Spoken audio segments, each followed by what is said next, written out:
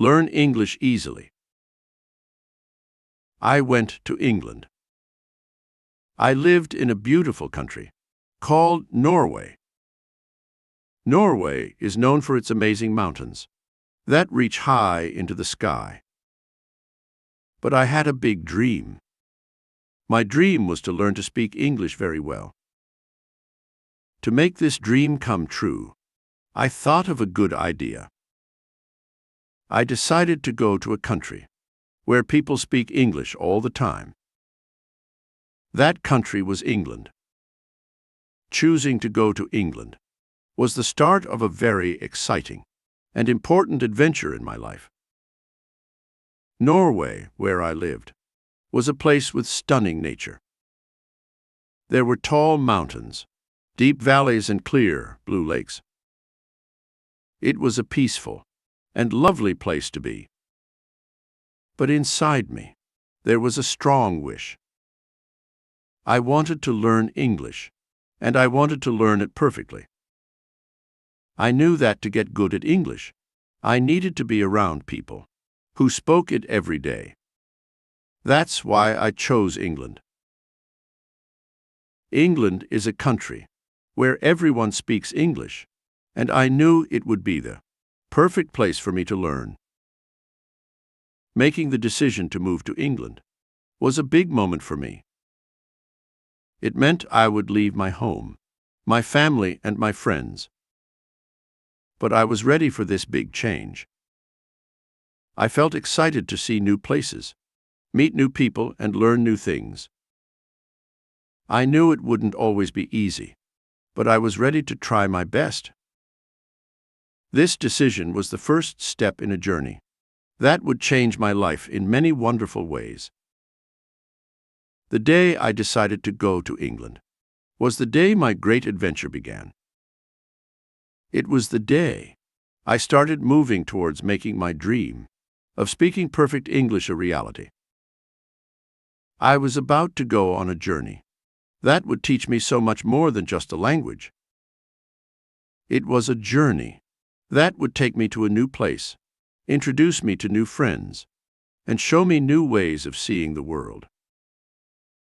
And it all started with my love for English and my decision to go to England. The day I left for England was filled with mixed feelings.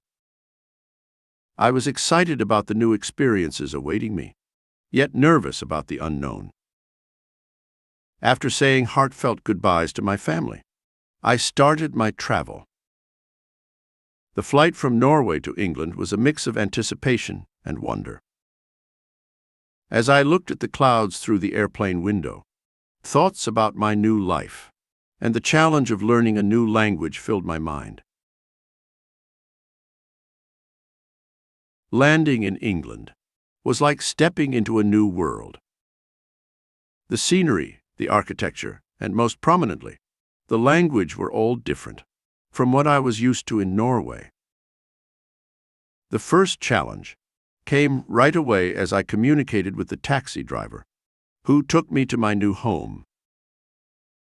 His friendly nature was comforting, but I struggled to understand and respond in English. One of the most important steps in my journey was joining an English language institute. I remember feeling quite shy on my first day, mainly because my English was not strong. But then I met my teacher, Ms. Lucy, who was truly fantastic. Her teaching methods were engaging, and she created a comfortable learning environment. She focused on all aspects of the language: reading, writing, speaking, and listening. Every mistake I made was an opportunity for learning, and her constant encouragement played a huge role in my progress.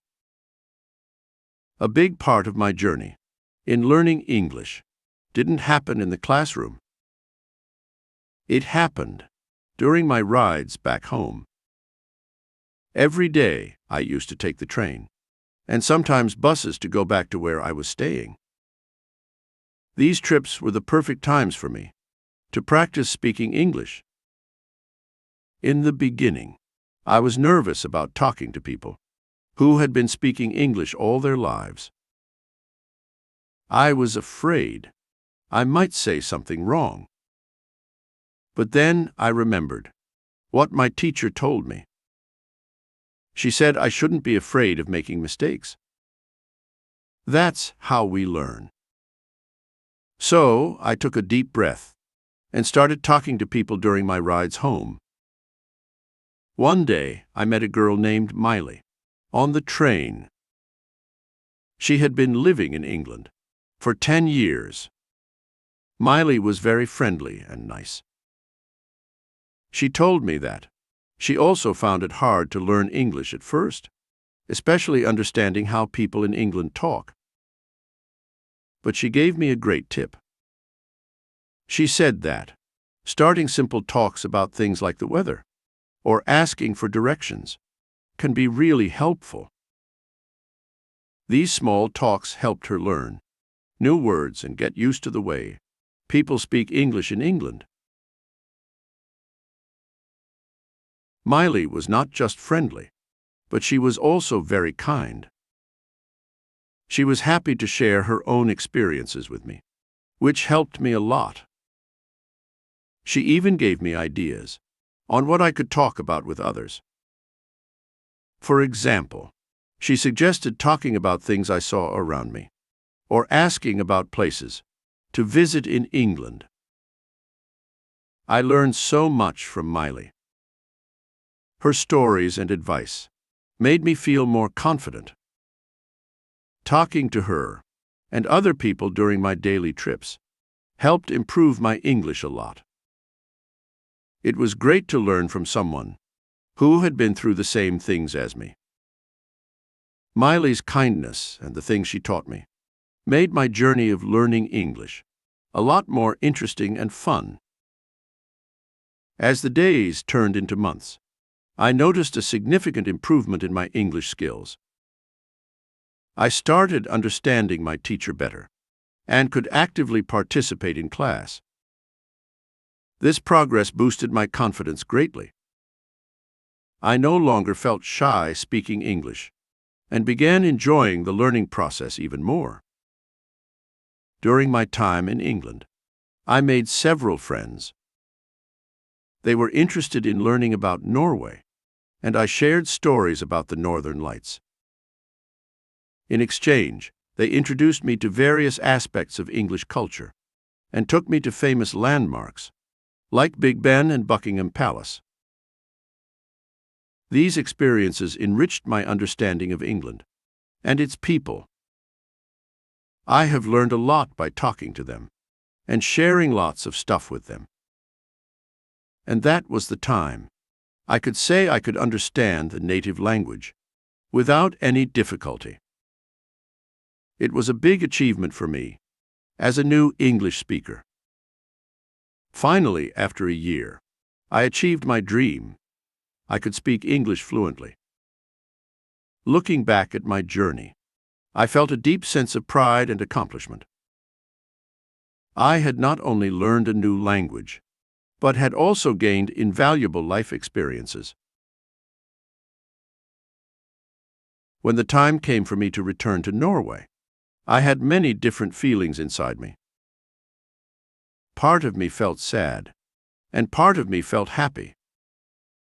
The sadness came from knowing I was leaving a place that had become very special to me. In England, I made so many beautiful memories. I had learned so much, not just about English, but about life and new cultures too. I met friendly people, saw new places, and had experiences I will never forget. England had become a part of who I was, and leaving it behind was hard. But there was also happiness in my heart. I was going back to Norway, my home. I was excited to see my family and friends again, and to tell them about all the adventures I had in England. I was also proud of myself. When I left for England, I wanted to learn to speak English well. Now I was coming back, with that dream fulfilled. I had learned to speak English, and I felt good about it.